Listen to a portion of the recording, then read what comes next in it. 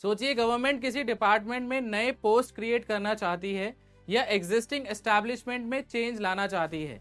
क्या बस एक ऑर्डर से हो जाता है? बिल्कुल नहीं। यहीं से स्टार्ट होता है GFR rule number 284, establishment discipline. Rule number 284 का पार्ट 1 क्लियर कहता है कि एस्टैब्लिशमेंट में किसी भी एडिशन का प्रपोजल सैंक्शनिंग अथॉरिटी को सबमिट होगा, लेकिन रैंडमली नहीं। ये सबमिशन डिपार्टमेंट ऑफ एक्सपेंडिचर के time to time issued instruction के अकॉर्डिंग होगा।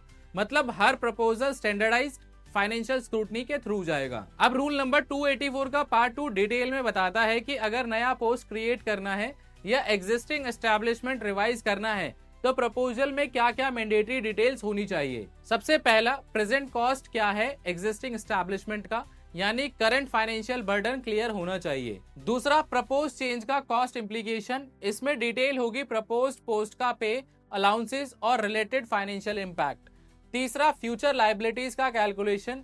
अगर नया पोस्ट क्रिएट होता है तो पेंशन, ग्रेजुइटी या रिटायरमेंट बेनिफिट्स का एक्सपेंडिचर क्या होगा, ये भी क्लियरली एस्टिमेट करना मैंडेटरी है। चौथा, पैसा आएगा कहां से। प्रपोजल में ये डिटेल होगा कि एक्सपेंडिचर कैसे मीट होगा, including possible reappropriation. Rule number 284 का पार्ट 3 और स्ट्रिक्ट हो जाता है। अगर कोई पोस्ट स्पेसिफाइड ड्यूरेशन के लिए सैंक्शन हुआ था और उससे कंटिन्यू करना है बियॉन्ड दैट ड्यूरेशन, तो explicit approval ministry of finance का लेना पड़ेगा, और वो भी फंक्शनल जस्टिफिकेशन के बेसिस पर। और रूल नंबर 284 का पार्ट 4 फाइनल कंट्रोल लगाता है।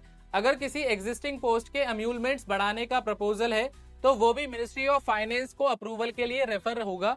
मतलब सैलरी रिवीजन भी इंडिपेंडेंट नहीं हो सकता। रूल नंबर 284 का कोर मैसेज सिंपल है, एस्टैब्लिशमेंट क्रिएट करना सिर्फ एचआर डिसीजन नहीं, फिस्कल डिसीजन है। हर नया पोस्ट फ्यूचर लायबिलिटी क्रिएट करता है, इसीलिए cost analysis, funding source, retirement burden और मिनिस्ट्री ऑफ फाइनेंस का ओवरसाइट सब मैंडेटरी है। पब्लिक फाइनेंस में पोस्ट क्रिएट करना आसान नहीं, अकाउंटेबिलिटी पहले, सैंक्शन बाद में।